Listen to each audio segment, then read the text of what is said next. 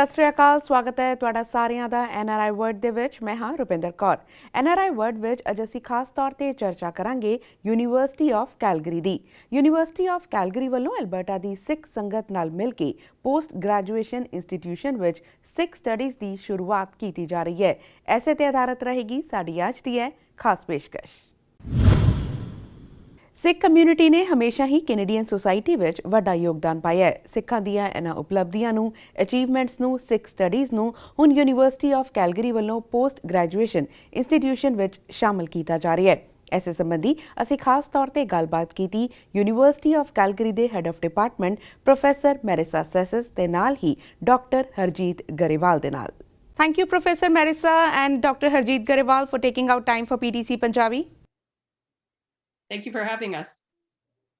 We would like to know, if we talk about the Sikh community, it's a community that has contributed great to the Canadian society.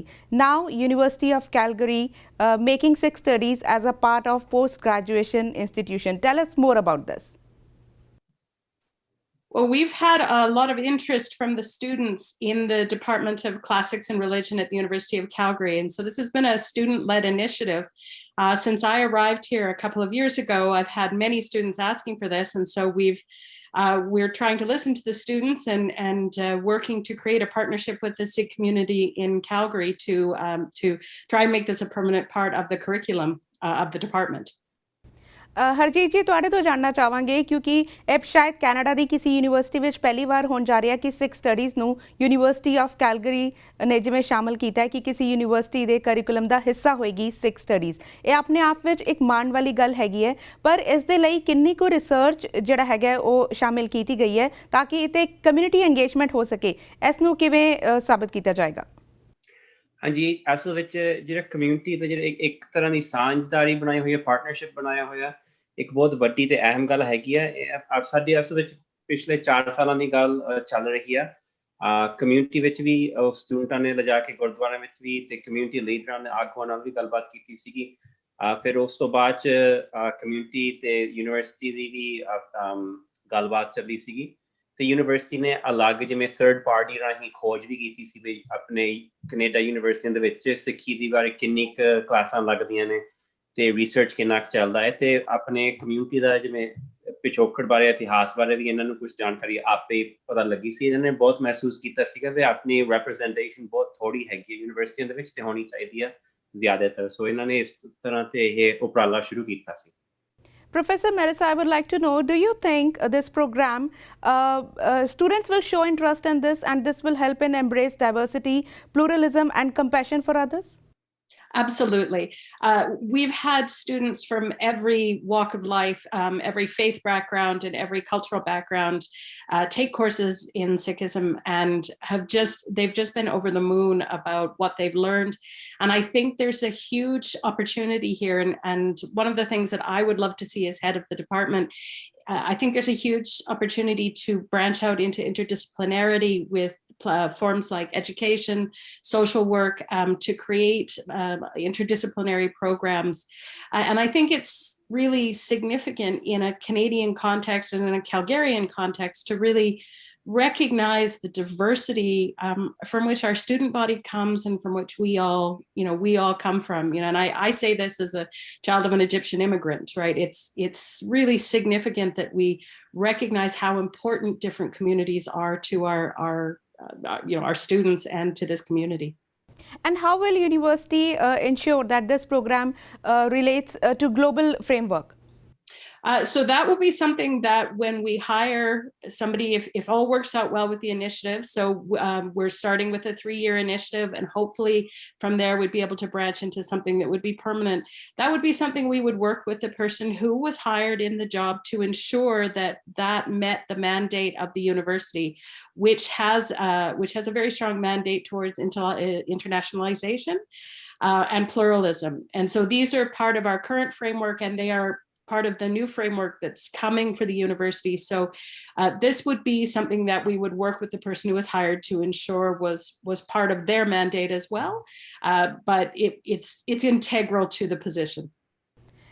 ਜੀ ਹਰਜੀਤ ਜੀ, ਤੁਹਾਡੇ ਤੋਂ ਜਾਣਨਾ ਚਾਹਾਂਗੇ, ਅਸੀਂ ਅਕਸਰ ਦੇਖਿਆ ਕਿ ਜਦੋਂ ਵੀ ਸਿੱਖ ਸਟੱਡੀਜ਼ ਦੀ ਗੱਲ ਹੁੰਦੀ ਹੈ, ਖਾਸ ਤੌਰ 'ਤੇ ਅਪ੍ਰੈਲ ਦੇ ਮਹੀਨੇ ਦੀ ਗੱਲ ਕਰੀਏ, ਜਦੋਂ ਅਸੀਂ ਸਿੱਖ ਹੈਰੀਟੇਜ ਮੰਥ ਸੈਲੀਬ੍ਰੇਟ ਕਰਦੇ ਹਾਂ, ਤਾਂ ਅਸੀਂ ਜ਼ਿਆਦਾਤਰ ਦੇਖਿਆ ਕਿ ਸਿੱਖ ਸਟੱਡੀਜ਼ ਨੂੰ ਇੱਕ ਐਕੈਡੈਮਿਕ ਪੱਖ ਤੋਂ ਨਹੀਂ ਬਲਕਿ ਇੱਕ ਰਿਲੀਜੀਅਸ ਲੈਂਸ ਤੋਂ ਦੇਖਿਆ ਜਾਂਦਾ ਹੈ। ਕੀ ਤੁਹਾਨੂੰ ਲੱਗਦਾ ਹੈ ਕਿ ਜਦੋਂ ਇਹ ਕੋਰਸ ਇੰਟਰੋਡਿਊਸ ਹੋਏਗਾ, ਇਹ ਜਦੋਂ ਸ਼ੁਰੂਆਤ ਹੋਏਗੀ ਸਿੱਖ studies the university of Calgary ਵਿੱਚ, ਤਾਂ ਸਿੱਖ ਸਟੱਡੀਜ਼ ਨੂੰ ਇੱਕ ਐਕੈਡੈਮਿਕ ਪਰਪਸ ਤੋਂ ਦੇਖਿਆ ਜਾਏਗਾ?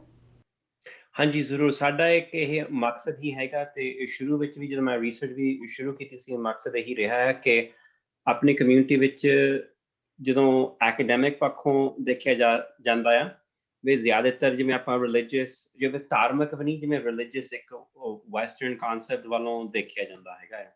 ਸੋ ਇਸ ਦਾ ਵਿਰੋਧ ਕਰਨਾ ਆਪਣੇ ਐਕੈਡੈਮਿਕ ਦਾ ਹੱਕ ਬਣਦਾ ਤੇ ਕਰ ਰਹੇ ਨੇ, ਤੇ ਅਸੀਂ ਵੀ ਲੱਗੇ ਹੋਏ ਹਾਂ ਉਸ ਤੇ ਜਿਹੜਾ ਸਮਾਜਿਕ ਪੱਖੋਂ ਇੱਕ ਪਾਸੇ ਦਾ ਸਿੱਖੀ ਦਾ, ਗੁਰਸਿੱਖੀ ਦਾ ਦੇਖੀਏ, ਉਹਦੇ ਪਾਸੋਂ ਐਕੈਡੈਮਿਕ ਐਨਾਲਿਸਿਸ ਚਲਾਈਏ, ਉਹਦੇ ਨਾਲੋਂ ਬਹੁਤ ਜ਼ਿਆਦਾ ਫਾਇਦਾ ਹੋਊਗਾ। ਤੇ ਇਸ ਯੂਨੀਵਰਸਿਟੀ ਨੇ ਪਛਾਣਿਆ ਵੀ ਹੈ, ਜਿਵੇਂ ਹੁਣ ਪਿੱਛੇ ਆਪਣੇ ਕੋਵਿਡ ਦੌਰਾਨ ਵਿੱਚ ਸਿੱਖਾਂ ਨੇ ਸਾਰੀ ਦੁਨੀਆ ਵਿੱਚ ਕਿੰਨੀ ਵੱਡੀ ਸੇਵਾ ਚਲਾਈ ਆ ਤੇ ਕਿੰਨੇ ਫਾਇਦੇ ਹੋਏ ਨੇ। ਚਾਹੇ ਡਾਕਟਰਾਂ ਨੇ, ਆਪਣੇ ਡਾਕਟਰ ਵੀ ਬਹੁਤ ਜ਼ਿਆਦਾ ਹੈਗੇ ਨੇ, ਪ੍ਰੋਫੈਸ਼ਨਲਸ ਨੇ ਵੀ ਕੰਮ ਕੀਤਾ, ਐਸੈਂਸ਼ੀਅਲ ਵਰਕਰਸ ਨੇ ਵੀ ਕੰਮ ਕੀਤਾ, ਤੇ ਜੇ ਲੰਗਰ ਚੱਲ ਰਹੇ ਨੇ ਉਹਦਾ ਵੀ ਬਹੁਤ ਅਹਿਮ ਉਹ ਹਿੱਸਾ ਬਣਦਾ ਹੈ।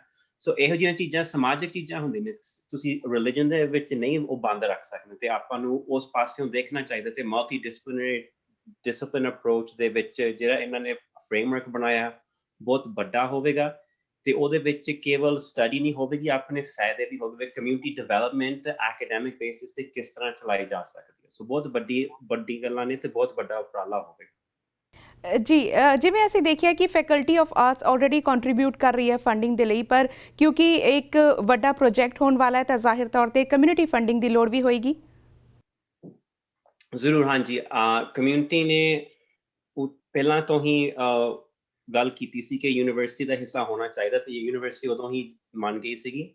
ਤੇ ਹੁਣ ਜਦੋਂ ਆਪਣੇ ਕੋਵਿਡ ਦੀ ਮਸਲੇ ਕਰਕੇ ਇਹਨਾਂ ਨੇ ਦੇਖਿਆ ਸੀਗਾ ਵੀ ਅਪ੍ਰੈਲ ਵਿੱਚ ਆਪਣੇ ਜਿਵੇਂ ਦੋ ਚੀਜ਼ਾਂ, ਇੱਕ ਯੂਨੀਵਰਸਿਟੀ ਦਾ ਉਪਰਾਲਾ ਹੁੰਦਾ ਹੈ ਗਿਵਿੰਗ ਡੇ, ਜਿਹਦੇ ਕਿ ਉਹਦੇ ਵਿੱਚ ਮੈਚਿੰਗ ਡਾਲਰ ਹੁੰਦਾ। ਹਰ ਇੱਕ ਡਾਲਰ ਜਿਹੜਾ ਕਮਿਊਨਿਟੀ ਡੋਨੇਟ ਕਰਦਾ ਹੈ, ਉਹਦੇ ਵਿੱਚੋਂ ਉਹ ਯੂਨੀਵਰਸਿਟੀ ਵੀ $1 ਪਾਵੇਗੀ। ਸੋ ਉਹਦੇ ਨਾਲ ਵੀ ਯੂਨੀਵਰਸਿਟੀ ਦਾ ਹਿੱਸਾ ਵੱਧ ਜਾਣਾ ਹੈ ਤੇ ਕਮਿਊਨਿਟੀ ਦਾ ਹਿੱਸਾ ਥੋੜ੍ਹਾ ਜਿਹਾ ਘੱਟ ਜਾਣਾ। ਉਹਦੇ ਵਿੱਚ ਆਪਣੇ 22 ਅਪ੍ਰੈਲ ਤੱਕ ਅਸੀਂ ਉਹ ਚਲਾ ਰਹੇ ਹਾਂ ਹੁਣ, ਤੇ $25 ਤੋਂ $2500 ਤੱਕ ਆਪਣੇ ਲਿੰਕ ਰਾਹੀਂ ਤੁਸੀਂ ਡੋਨੇਟ ਕਰ ਸਕਦੇ ਹੋ। ਸੋ ਉਹਦੇ ਨਾਲ ਵੀ ਅੱਜ ਆਪਾਂ ਹੁਣ ਕਰ ਸਕਦੇ ਹਾਂ। ਅਪ੍ਰੈਲ ਦੇ ਵਿੱਚ ਇੱਕ ਸਿੱਖ ਹੈਰੀਟੇਜ ਮੰਥ ਵੀ ਚੱਲ ਰਿਹਾ ਹੈ, ਤੇ ਵਿਸਾਖੀ ਦੇ ਵੀ ਹੁਣ ਦਸਵੰਧ ਵੀ ਵਰਤੀ ਜਾਂਦੀ ਹੁੰਦੀ ਹੈ ਇਹਨਾਂ ਦਿਨਾਂ ਵਿੱਚ। ਸੋ ਸਾਨੂੰ ਬੇਨਤੀ ਹੈਗੀ ਹੈ ਕਿ ਜੇ ਕਿਸੇ ਨੂੰ ਇੰਟਰਸਟ ਹੈਗਾ ਦਾਨ ਦਕਸ਼ਨਾ ਕਰਨ ਵਾਸਤੇ, ਸਾਡੇ ਨਾਲ ਸੰਪਰਕ ਕਰੋ, ਜਾਂ ਲਿੰਕ ਤੇ ਵੀ ਅਗਰ ਤੁਹਾਡੇ ਕੋਲ ਲਿੰਕ ਹੈਗਾ ਉਹ ਜ਼ਰੂਰ ਦਰਸ਼ਕਾਂ ਨੂੰ ਦੇ ਦੇਣਾ ਹੈ। Professor Marissa, we would like to know when university is planning to start this program, when this will be launched. It will really depend on the funding and when we meet the funding. I mean, in a perfect world, I would love for this to be something we could start looking to hire in the coming year. But it will all be dependent on us meeting the funding goal. Well, Professor Marissa and Dr. Harjeet Garwal, thank you so much for taking out your time for PDC. At the end, would you like to add anything? Just that I think this is a really important initiative. And again, I really think it's important to stress that this was something that came from the Sikh students in Calgary, and they've really pushed us. And I'm delighted that we were able to start moving this forward. Harjeet ਜੀ, ਤੁਸੀਂ ਆਪਣੇ ਵੱਲੋਂ ਕੁਝ ਕਹਿਣਾ ਚਾਹੋਗੇ community ਨੂੰ? ਹਾਂਜੀ, ਮੈਂ ਵੀ ਇੱਕ ਵਾਰੀ ਫੇਰ ਬੇਨਤੀ ਕਰਾਂਗਾ ਕਿ ਆਪਣੇ ਇੱਕ ਇੱਥੇ ਅਸੀਂ ਕੋਸ਼ਿਸ਼ ਜਾਂਚ ਕੀਤੀ ਹੋਈ ਹੈ ਕਿ ਸਿੱਖ ਕਮਿਊਨਿਟੀ ਦੀ ਰਿਪਰੈਜ਼ੈਂਟੇਸ਼ਨ ਵੀ ਹੋਵੇਗੀ, ਤੇ ਸਿੱਖ ਕਮਿਊਨਿਟੀ ਦੇ ਫਾਇਦੇਮੰਦ ਜਿਹੜੇ ਰਿਸਰਚ ਹੋਣਗੇ ਉਹ ਵੀ ਚੱਲਣਗੇ ਇੱਥੇ। ਸੋ ਅਸੀਂ ਇੱਕ ਤੁਹਾਡੇ ਸ਼ਾਇਦ ਦਰਸ਼ਕਾਂ ਹੋਣਗੇ ਜਿਹਨੂੰ ਪੁਰਾਣੇ ਇਤਿਹਾਸ ਦਾ ਵੀ ਪਤਾ ਵੀ ਸਿੱਖ ਚੇਅਰ ਨਾਰਥ ਅਮਰੀਕਾ ਵਿੱਚ ਕਿਸ ਤਰ੍ਹਾਂ ਚੱਲੀਆਂ, ਅਸੀਂ ਉਹ ਇਤਿਹਾਸ ਨੂੰ ਹੋਰ ਪਾਸੇ ਲਿਜਾਣਾ ਚਾਹਾਂਗੇ, ਤੇ ਜ਼ਰੂਰ ਸਾਰੇ ਜੇ ਆਪਾਂ ਯੋਗਦਾਨ ਪਾ ਕੇ ਉਪਰਾਲੇ ਨੂੰ ਅਗਾਂਹ ਨੂੰ ਵਧੀਏ, ਉਹ ਸਾਰਿਆਂ ਨੂੰ ਫਾਇਦੇਮੰਦ ਹੋਵੇਗਾ। ਜੀ, thank you so much for being part of our show and sharing this information. Thank you so much and stay safe. Thank you. ਤੇ ਫਿਲਹਾਲ ਸਮਾਂ ਹੋ ਗਿਆ ਇੱਕ ਬ੍ਰੇਕ ਦਾ। ਬ੍ਰੇਕ ਤੋਂ ਬਾਅਦ NRI ਵਰਡ ਦਾ ਸਫ਼ਰ ਇਸੇ ਤਰ੍ਹਾਂ ਜਾਰੀ ਰਹੇਗਾ। ਤੁਸੀਂ ਬਣੇ ਰਹੋ ਸਾਡੇ ਨਾਲ।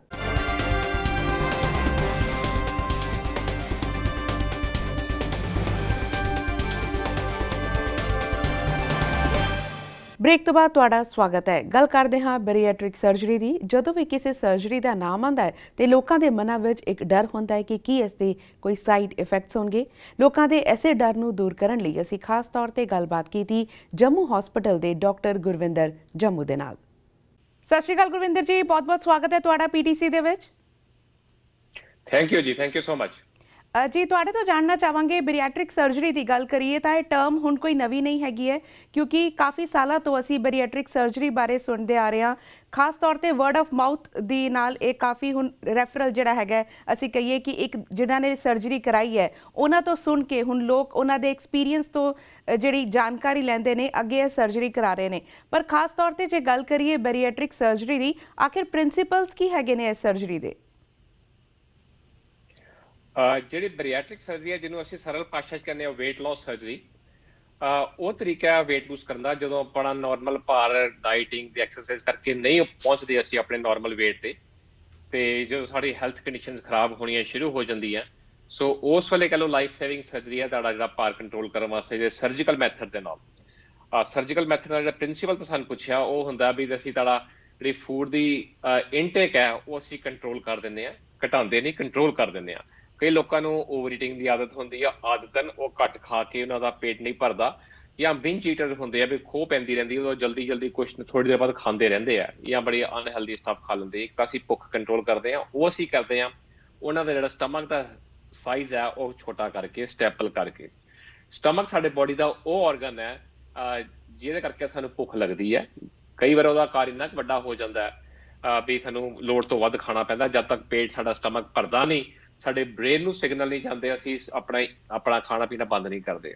ਸੋ ਇੱਕ ਤਾਂ ਆਧਾਰ ਸਾਡਾ ਵੀ ਅਸੀਂ ਤੁਹਾਡਾ ਸਟਮਕ ਦਾ ਸਾਈਜ਼ ਛੋਟਾ ਕਰ ਦਿੰਦੇ ਹਾਂ, ਉਹ ਉਹਨਾਂ ਕੁ ਕਰ ਦਿੰਦੇ ਹਾਂ ਵੀ ਜਿੰਨੀ ਕਿ ਤੁਹਾਡੀ ਹਾਈਟ ਹੈ, ਉਮਰ ਦੇ ਹਿਸਾਬ ਨਾਲ ਜਿੰਨੀ ਤੁਹਾਨੂੰ ਲੋੜ ਹੈ ਕੈਲੋਰੀਜ਼ ਦੀ, ਤੁਸੀਂ ਉਹਨਾਂ ਖਾਣਾ ਖਾਓ। ਉਸ ਤੋਂ ਬਾਅਦ ਤੁਸੀਂ ਰੱਜ ਜਾਓ, ਤੁਹਾਨੂੰ ਜ਼ਿਆਦਾ ਖੋਹ ਨਾ ਪਏ, ਭੁੱਖ ਨਾ ਲਾਏ। ਸੋ ਦੈਟ ਇਜ਼ ਵਨ, ਇਹ ਅੱਧਾ ਕੰਮ ਹੈ। ਉਸ ਤੋਂ ਬਾਅਦ ਦੂਸਰਾ ਕੰਮ ਹੁੰਦਾ ਅਸੀਂ ਫੂਡ ਦੀ ਪਾਚਨ ਕੰਟਰੋਲ ਕਰਨੀ। ਬਹੁਤ ਵਾਰੀ ਅਸੀਂ ਦੇਖਦੇ ਹਾਂ ਆਪਣੇ ਡੇਲੀ ਆਪਣੇ ਆਲੇ ਦੁਆਲੇ ਦੇਖਦੇ ਹਾਂ, ਘਰਾਂ 'ਚ ਵੀ ਦੇਖਦੇ ਹਾਂ ਵੀ ਦੋ ਦੋਸਤ ਜਾਂ ਭੈਣ ਭਰਾ ਜਾਂ ਦੋ ਭਰਾ ਇੱਕੋ ਜਿਹਾ ਖਾਣਾ ਖਾਂਦੇ ਆ, ਇੱਕ ਦਾ ਭਾਰ ਉਸੇ ਖਾਣੇ ਨਾਲ ਬਹੁਤ ਵੱਧ ਰਿਹਾ ਹੁੰਦਾ, ਇੱਕ ਦਾ ਭਾਰ ਉਸੇ ਖਾਣੇ ਦੇ ਨਾਲ ਨਾਰਮਲ ਰਹਿੰਦਾ। ਸੋ ਜਿਹਦਾ ਭਾਰ ਲੋੜ ਤੋਂ ਵੱਧ ਰਿਹਾ ਹੁੰਦਾ ਉਸੇ ਖਾਣੇ ਨਾਲ, ਇਟ ਮੀਨਸ ਉਹਦੇ ਪਾਚਨ ਜ਼ਿਆਦਾ, ਫੂਡ ਦੀ ਅਬਜ਼ੌਰਪਸ਼ਨ ਜ਼ਿਆਦਾ ਹੋ ਰਹੀ ਹੈ, ਉਹਦੇ ਜਿਹੜੇ ਇੰਟੈਸਟਾਈਨਸ ਹੈ ਜਿਹਨੂੰ ਅਸੀਂ ਸਮਾਲ ਇੰਟੈਸਟਾਈਨ ਜਾਂ ਆਂਤੜੀਆਂ ਕਹਿੰਦੇ ਹਾਂ, ਉਹ ਲੋੜ ਤੋਂ ਵੱਧ ਉਹਦੀ ਅਬਜ਼ੌਰਪਸ਼ਨ ਹੈ ਕੰਮ ਕਰ ਰਹੀਆਂ, ਉਹ ਹਰ ਇੱਕ ਚੀਜ਼ ਅੰਦਰ ਅਬਜ਼ੌਰਬ ਕਰਕੇ ਤੇ ਸਟੋਰ ਕਰ ਰਹੀਆਂ ਤੇ ਫੈਟ ਬਣਾ ਰਹੀਆਂ। ਸੋ ਦੂਸਰਾ ਕੰਮ ਜਿਹੜੇ ਅਸੀਂ ਵੇਟ ਲਾਸ ਸਰਜਰੀ ਜਾਂ ਬੈਰੀਐਟ੍ਰਿਕ ਸਰਜਰੀ ਕਰਦੇ ਹਾਂ, ਅਸੀਂ ਪਾਚਨ ਜਿਹੜੀ ਹੈ ਉਹ ਆਪਟੀਮਾਈਜ਼ ਕਰਦੇ ਹਾਂ, ਮੈਂ ਇਹਨੂੰ ਕੰਟਰੋਲ ਕਰਦੇ ਹਾਂ। ਜੇ ਤੁਹਾਨੂੰ ਕਿਸੇ ਨੇ ਜ਼ਿਆਦਾ ਘੱਟ ਖਾ ਕੇ ਵੀ ਜ਼ਿਆਦਾ ਲੱਗ ਰਿਹਾ, ਮੀਨਸ ਪਾਣੀ ਵੀ ਘਿਓ ਵਾਂਗੂ ਲੱਗ ਰਿਹਾ, ਤਾਂ ਉਹ ਇੰਟੈਸਟਾਈਨ ਦਾ ਹਿੱਸਾ ਜਿੱਥੇ ਲੋੜ ਤੋਂ ਵੱਧ ਅਬਜ਼ੌਰਪਸ਼ਨ ਹੋ ਰਹੀ ਹੈ ਤੁਹਾਡੇ ਫੂਡ ਦੀ, ਉਹ ਅਸੀਂ ਆਪਟੀਮਾਈਜ਼ ਕਰ ਦਿੰਦੇ ਹਾਂ, ਕੰਟਰੋਲ ਕਰ ਲੈਂਦੇ ਹਾਂ, ਤਾਂ ਕਿ ਤੁਹਾਡੇ ਪਾਚਨ ਜਿਹੜੀ ਆ ਉਹ ਕੰਟਰੋਲ ਕੀਤੀ ਜਾਏ। ਤੁਸੀਂ ਜੇ ਵੱਧ ਵੀ ਖਾ ਲਓ ਤੇ ਸਰੀਰ ਨੂੰ ਲੱਗੇ ਨਾ। ਸੋ ਉਹਨੂੰ ਅਸੀਂ ਕਹਿੰਦੇ ਹਾਂ ਬਾਈਪਾਸ। ਸੋ ਦੋ ਕੰਮ ਕੀਤੇ ਜਾਂਦੇ ਆ ਪ੍ਰਿੰਸੀਪਲ ਦੇ ਵਿੱਚ, ਫੂਡ ਦੀ ਰੈਸਟ੍ਰਿਕਸ਼ਨ ਤੇ ਫੂਡ ਦੀ ਅਬਜ਼ੌਰਪਸ਼ਨ ਅਸੀਂ ਕੰਟਰੋਲ ਕਰਦੇ ਹਾਂ। ਇਹ ਸਾਡਾ ਆਧਾਰ ਆ ਵੇਟ ਲਾਸ ਸਰਜਰੀ ਦਾ। ਜੀ ਬਿਲਕੁਲ, ਵੈਸੇ ਤਾਂ ਅਸੀਂ ਕਾਫੀ ਸਾਲਾਂ ਤੋਂ ਸੁਣ ਰਹੇ ਹਾਂ ਵੇਟ ਲਾਸ ਸਰਜਰੀ ਬਾਰੇ, ਕਾਫੀ ਅਸੀਂ ਲੋਕਾਂ ਦੇ ਐਕਸਪੀਰੀਅੰਸ ਵੀ ਸੁਣੇ ਆ ਜਿਨ੍ਹਾਂ ਲੋਕਾਂ ਨੇ ਸਰਜਰੀ ਕਰਾਈ ਹੈ। ਬਟ ਜਦੋਂ ਵੀ ਇੱਕ ਸਰਜਰੀ ਦਾ ਨਾਂ ਆਉਂਦਾ ਨਾ, ਇੱਕ ਡਰ ਲੋਕਾਂ ਦੇ ਮਨਾਂ ਵਿੱਚ ਆ ਜਾਂਦਾ ਹੈ, ਤਾਂ ਉਹ ਡਰ ਇਹ ਵੀ ਹੁੰਦਾ ਹੈ ਕਿ ਕਿਸ ਤਰ੍ਹਾਂ ਹੋਏਗੀ ਇਹ ਸਰਜਰੀ, ਕਿੰਨਾ ਕੁ ਟਾਈਮ ਲੱਗੇਗਾ, ਜਾਂ ਫਿਰ ਕੀ ਇਸ ਦੇ ਕੋਈ ਸਾਈਡ ਇਫੈਕਟਸ ਵੀ ਹੈਗੇ ਨੇ?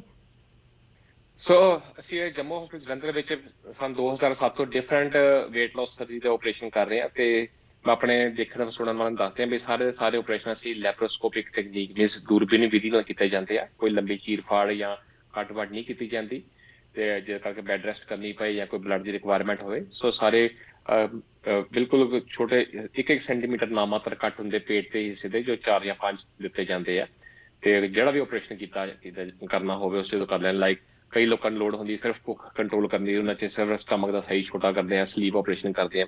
ਕਈ ਲੋਕੀ ਵੀ ਘੱਟ ਖਾਂਦੇ ਆ ਫਿਰ ਵੀ ਵੇਟ ਵਧੇ ਭਾਈ, ਪਾਣੀ ਵੀ ਘਿਓ ਵਾਂਗ ਲੱਗਦਾ, ਤਾਂ ਉਹਨਾਂ ਨੂੰ ਅਸੀਂ ਬਾਈਪਾਸ ਆਪਰੇਸ਼ਨ ਰਿਕਮੈਂਡ ਕਰਦੇ ਹਾਂ। ਬਾਈਪਾਸ ਆਪਰੇਸ਼ਨ ਹੁੰਦੇ ਆ ਜਿਹਦੇ ਵਿੱਚ ਸਮਾਲ ਇੰਟੈਸਟਾਈਨ ਥੋੜੀ ਜਿਹੀ ਅਸੀਂ ਬਾਈਪਾਸ ਕਰ ਦਿੰਦੇ ਹਾਂ, ਤਕਰੀਬਨ 1 ਜਾਂ 1.5 ਜਾਂ 2 ਮੀਟਰ ਡਿਪੈਂਡਿੰਗ ਅਪਨ ਪੇਸ਼ੈਂਟ ਕਿੰਨੀ ਓਵਰਵੇਟ ਹੈ।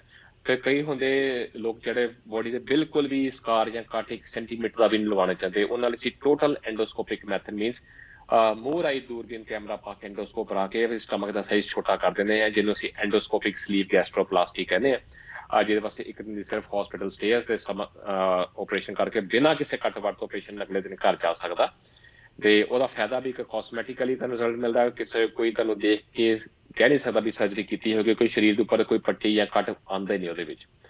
ਇਹ ਉਹਨਾਂ ਲੋਕਾਂ ਲਈ ਹੈ ਜਿਹੜੇ ਆਪਣੇ ਸਰੀਰ ਤੇ ਕੋਈ ਕੱਟ ਨਹੀਂ ਲਵਾਉਣਾ ਚਾਹੁੰਦੇ, ਜਾਂ ਉਹ ਲੋਕ ਹੈ ਜਿਹੜੇ ਅਨਫਿਟ ਹੈ ਸਰਜਰੀ ਲਈ, ਜਾਂ ਜਿਹੜਾ ਲੰਬਾ ਚੌੜਾ ਕੰਮ ਆਪਣੇ ਸਰੀਰ ਤੇ ਨਹੀਂ ਕਰਨਾ ਚਾਹੁੰਦੇ, ਉਹਨਾਂ ਲਈ ਅਸੀਂ ਐਂਡੋਸਕੋਪਿਕ ਸਲੀਪ ਗੈਸਟ੍ਰੋਪਲਾਸਟੀ, ਜਿਹਨੂੰ ਅਸੀਂ ਸ਼ਾਰਟ ਫਾਰਮ ਵਿੱਚ ESG ਕਹਿੰਦੇ ਆ।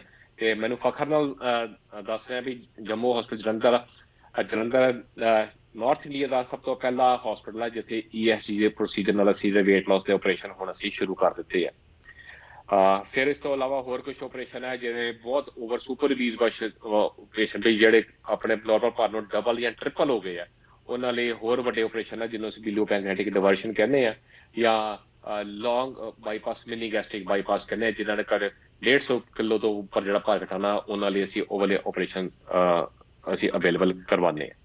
ਜੀ ਗੁਰਵਿੰਦਰ ਜੀ, ਜਿਵੇਂ ਤੁਸੀਂ ਦੱਸਿਆ ਕਿ ਕਿੰਨੇ ਤਰ੍ਹਾਂ ਦਾ ਟ੍ਰੀਟਮੈਂਟ ਹੈਗਾ, ਕਿੰਨੇ ਤਰ੍ਹਾਂ ਦੇ ਆਪਰੇਸ਼ਨਸ ਹੈਗੇ ਆ, ਪਰ ਇੱਕ ਸਵਾਲ ਲੋਕਾਂ ਦੇ ਮਨਾਂ ਵਿੱਚ ਇਹ ਵੀ ਹੁੰਦਾ ਹੈ ਕਿ it's just one time operation and they are done, ਜਾਂ ਫਿਰ ਕੁਝ ਸਮੇਂ ਲਈ ਉਹਨਾਂ ਨੂੰ ਕੁਝ ਮੈਡੀਸਿਨਸ ਜਿਹੜੀਆਂ ਹੈਗੀਆਂ ਉਹ ਲੈਣੀਆਂ ਪੈਂਦੀਆਂ?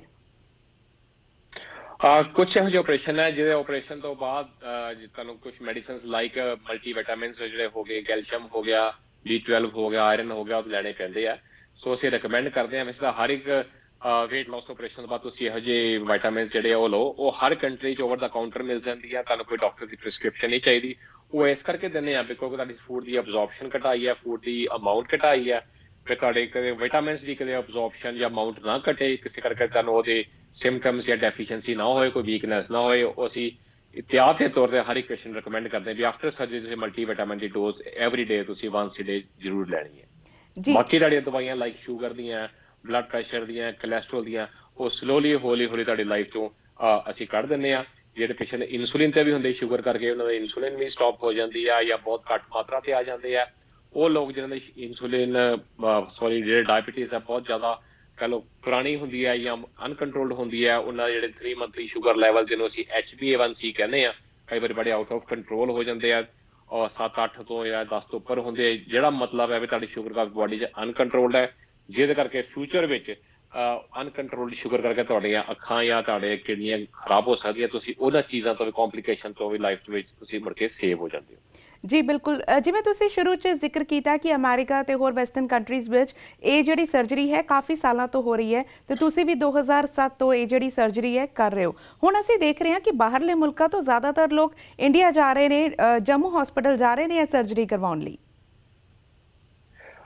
ਹਾਂਜੀ ਬਿਲਕੁਲ, ਇੱਕ ਤਾਂ ਕਾਫੀ ਲੋਕਾਂ ਦਾ ਇੰਟਰਸਟ ਦਾ ਬਣਿਆ, ਉਹਦਾ ਕਾਰਨ 2-3 ਹੈਗੇ ਆ।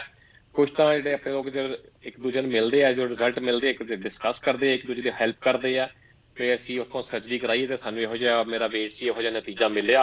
ਉਹ ਇੱਕ ਦੂਜੇ ਦੀ ਹੈਲਪ ਕਰਕੇ ਵੀ ਲੋਕਾਂ ਨੂੰ ਹੁੰਦਾ ਵੀ ਉੱਥੇ ਇਲਾਜ ਠੀਕ ਹੁੰਦਾ। ਸੈਕਿੰਡ ਗੱਲ, ਅਸੀਂ ਜੇ ਆਪਣੇ ਹਸਪੀਟਲ ਦੀ ਗੱਲ ਕਰ ਰਹੇ ਹਾਂ, ਜੰਮੂ ਹਸਪੀਟਲ ਜਲੰਧਰ ਦੀ, ਸਾਡੇ ਕੋਲ ਬਹੁਤ ਸਾਰੀਆਂ ਇਹੋ ਜਿਹੀਆਂ ਅਵਾਰਡਸ ਜਾਂ ਸਰਟੀਫਿਕੇਟਸ ਹੈਗੇ ਜਿਹਦੇ ਕਰਕੇ ਅਸੀਂ ਸ਼ੋਰੈਂਸ ਵੀ ਇੱਕ ਪੇਸ਼ੈਂਟਸ ਵਾਸਤੇ ਸਾਨੂੰ ਆਪਣੀ ਵੀ ਤਸੱਲੀ ਹੈ ਵੀ ਅਸੀਂ ਵਰਲਡ ਕਲਾਸ ਕੰਮ ਕਰ ਰਹੇ ਹਾਂ ਜਲੰਧਰ ਵਿੱਚ ਬੈਠੇ। ਲਾਈਕ ਜਿਹੜਾ ਜੰਮੂ ਹਸਪੀਟਲ ਜਲੰਧਰ ਪਿਛਲੇ 6 ਸਾਲ ਤੋਂ NABH ਮਾਨਤਾ ਪ੍ਰਾਪਤ ਹੈ। NABH ਇੰਡੀਆ ਦੀ ਉਹ ਹਾਈਐਸਟ ਹੈਲਥ ਕੇਅਰ ਏਜੰਸੀ ਹੈ ਜਿਹੜੇ ਹਸਪੀਟਲਸ ਨੂੰ ਗਾਰਡ ਕਰਦੀ ਹੈ ਵੀ ਹਸਪੀਟਲ ਕਲੀਨ ਕੰਮ ਹੋ ਰਿਹਾ, ਐਥੀਕਲ ਕੰਮ ਹੋ ਰਿਹਾ ਤੇ ਪੂਰਾ ਡਿਸਿਪਲਿਨ ਵੇ ਨਾਲ ਕੰਮ ਹੋ ਰਿਹਾ, ਕੋਈ ਗਲਤ ਪ੍ਰੈਕਟਿਸ ਨਹੀਂ ਹੋ ਰਹੀ। ਉਹ ਪਿਛਲੇ 6 ਸਾਲ ਦੇ ਵਿੱਚ ਜਿਹਦੇ ਵਿੱਚ ਪੇਸ਼ੈਂਟ ਸੇਫਟੀ ਸਭ ਤੋਂ ਪਹਿਲੇ ਦੇਖੀ ਜਾਂਦੀ ਹੈ ਤੇ ਐਥੀਕਲ ਪ੍ਰੈਕਟਿਸ ਦੇਖੀ ਜਾਂਦੀ ਹੈ। ਉਸ ਤੋਂ ਇਲਾਵਾ ਜਿਹੜਾ Jammu hospital Jalandhar SRC recognised centre ਹੈ। SRC ਇੱਕ ਅਮਰੀਕਾ ਦੀ ਬਾਡੀ ਹੈ, ਸਰਜੀਕਲ ਰਿਵਿਊ ਕਾਰਪੋਰੇਸ਼ਨ ਵਿੱਚ, ਜਿਹਨੇ ਮੈਨੂੰ ਪਿਛਲੇ 5 ਸਾਲ ਤੋਂ ਮਾਸਟਰ ਸਰਜਨ ਨਾਲ ਸਨਮਾਨਿਤ ਕੀਤਾ ਗਿਆ। ਉਹ ਵੀ ਇੱਕ NABH ਸੰਸਥਾ ਵਾਂਗ ਅਮਰੀਕਾ ਕੰਟਰੋਲ ਕਰਦੀ ਹੈ ਵੀ ਹਸਪੀਟਲ ਵਿੱਚ ਇੱਕ ਐਥੀਕਲ ਅੱਛਾ ਕੰਮ ਤੇ ਵਿਦਨ ਡਿਸਿਪਲਿਨ ਤੇ ਫਰੇਮਵਰਕ ਹੋ ਰਿਹਾ, ਕੋਈ ਗਲਤ ਪ੍ਰੈਕਟਿਸ ਨਹੀਂ ਹੋ ਰਹੀ। ਸਾਡੀ ਐਕਸਪਰਟੀਜ਼ ਦੇਖੀ ਜਾਂਦੀ ਹੈ, ਸਾਡੇ ਵੋਲਿਊਮ ਆਫ ਵਰਕ ਦੇਖਿਆ ਜਾਂਦਾ, ਸਾਡੇ ਨਤੀਜੇ ਦੇਖੇ ਜਾਂਦੇ ਆ। ਇਸ ਤੋਂ ਇਲਾਵਾ ਇੱਕ ਏਸ਼ੀਅਨ ਬੋਡੀ ਆ IEF, Indian international excellence federation ਵੱਲੋਂ ਵੀ ਜਿਹੜਾ ਜੰਮੂ ਹਸਪੀਟਲ ਅੱਜ ਕੱਲ੍ਹ ਉਹਦਾ ਮੈਂਬਰ ਹੈ, ਜਿਹਦੇ ਅਧੀਨ ਵਿੱਚ ਸਾਡੀਆਂ ਸਰਵਿਸਿਜ਼ ਐਟ ਪਾਰ ਇੰਟਰਨੈਸ਼ਨਲ ਲੈਵਲ ਤੇ ਅਸੀਂ ਮੁਹੱਈਆ ਕਰਵਾਉਂਦੇ ਹਾਂ। ਸੋ ਜਿਹੜਾ ਸਾਡੇ ਆਪਰੇਟਿੰਗ ਰੂਮਸ ਵੀ ਹੈ ਉਹ OR1 ਟੈਕਨੋਲੋਜੀ, OR1 ਜਰਮਨੀ ਦੀ ਟੈਕਨੋਲੋਜੀ ਜਿਹਦੇ ਅਧੀਨ ਜਿਹੜੇ ਸਾਡੇ ਆਪਰੇਸ਼ਨ ਰੂਮਸ ਹੈ ਇੱਕ infection free, bacteria free, virus free ਹੁੰਦੇ ਆ, ਜਿੱਥੇ ਅਸੀਂ ਪੇਸ਼ੈਂਟ ਨੂੰ ਐਂਟੀਬਾਇਓਟਿਕ ਦੇਣ ਦੀ ਜ਼ਰੂਰਤ ਨਹੀਂ ਪੈਂਦੀ ਆਪਰੇਸ਼ਨ ਦੇ ਦੌਰਾਨ ਜਾਂ ਆਪਰੇਸ਼ਨ ਤੋਂ ਬਾਅਦ। ਪੇਸ਼ੈਂਟ 1 ਜਾਂ 2 ਦਿਨ ਦੀ ਹਸਪਤਾਲ ਸਟੇ ਤੋਂ ਬਾਅਦ ਬਿਨਾਂ ਇਨਫੈਕਸ਼ਨ ਤੋਂ, ਬਿਨਾਂ ਕਿਸੇ ਡਰ ਖੌਫ ਤੋਂ ਆਪਣੇ ਘਰ ਜਾ ਪਹੁੰਚ ਸਕਦਾ ਹੈ। ਸੋ ਇਹੋ ਜਿਹੀਆਂ ਕੁਆਲਿਟੀਜ਼ ਦੇਖਦੇ ਹੋਏ ਪੇਸ਼ੈਂਟ ਦੀ ਜਦੋਂ ਵਰਡ ਆਫ ਮਾਊਥ ਟਰੈਵਲ ਕਰਦਾ ਤੇ ਮੇਰੇ ਖਿਆਲ ਉਹਨਾਂ ਦਾ ਆਪਣਾ ਰੁਝੇਵਾਂ ਬਣਦਾ ਵੀ ਅਸੀਂ ਉੱਥੇ ਜਾ ਕੇ ਸਰਜਰੀ ਕਰਾਈਏ। ਬਾਕੀ ਇੰਡੀਆ ਵਿੱਚ ਜਿਹੜੇ ਇਸ ਵੇਲੇ ਟੈਕਨੋਲੋਜੀਕਲ ਐਡਵਾਂਸਿਸ ਹੈ ਉਹਦੇ ਕਰਕੇ ਵੀ ਲੋਕਾਂ ਦਾ ਕਾਫੀ ਇੰਟਰਸਟ ਹੈ। ਐਂਡ ਮੋਰ ਓਵਰ ਜਿਹੜੇ ਸਭ ਤੋਂ ਫੋਰਮੋਸਟ ਹੈ ਜਿਹੜੇ ਸਾਡੇ ਰੇਟਸ ਹੈ ਉਹ ਇੰਟਰਨੈਸ਼ਨਲ ਲੈਵਲ ਤੋਂ ਕਾਫੀ ਘੱਟ ਹੈ। ਹਰ ਇੱਕ ਦੀ ਪੋਕੇਟ ਨੂੰ ਫਿਟ ਕਰਦੇ ਆ ਤੇ ਹਰ ਇੱਕ ਸਰਜਰੀ, ਹਰ ਇੱਕ ਡਿਫਰੈਂਟ ਸਰਜਰੀ ਸਾਡੇ ਹਸਪੀਟਲ ਵਿੱਚ ਅਵੇਲੇਬਲ ਹੈ। ਆਈ ਥਿੰਕ ਸੋ ਆ ਜ਼ਿਆਦਾ ਕਾਰਨ ਹੈ ਵੀ ਲੋਕੀ ਕਹਿੰਦੇ ਵੀ ਹਰ ਫੈਸਿਲਿਟੀ ਸਾਨੂੰ ਅੰਡਰ ਵਨ ਰੂਫ ਉੱਥੇ ਮਿਲਦੀ ਹੈ। ਜੀ ਬਿਲਕੁਲ, ਬਹੁਤ ਬਹੁਤ ਧੰਨਵਾਦ ਤੁਸੀਂ ਸਮਾਂ ਕੱਢਿਆ ਸਾਡੇ ਚੈਨਲ ਦੇ ਲਈ ਤੇ ਇਹ ਇੰਪੋਰਟੈਂਟ ਇਨਫੋਰਮੇਸ਼ਨ ਜਿਹੜੀ ਹੈਗੀ ਹੈ weight loss ਸਰਜਰੀ ਬਾਰੇ, ਇਸ ਦੇ ਬਾਰੇ ਇਨਫੋਰਮੇਸ਼ਨ ਸਾਂਝੀ ਕੀਤੀ ਹੈ। ਅੰਤ ਦੇ ਵਿੱਚ ਤੁਸੀਂ ਆਪਣੇ ਵੱਲੋਂ ਕੁਝ ਐਡ ਕਰਨਾ ਚਾਹੋਗੇ ਖਾਸ ਤੌਰ ਤੇ ਸਾਡੇ ਵਿਊਅਰਸ ਦੇ ਲਈ?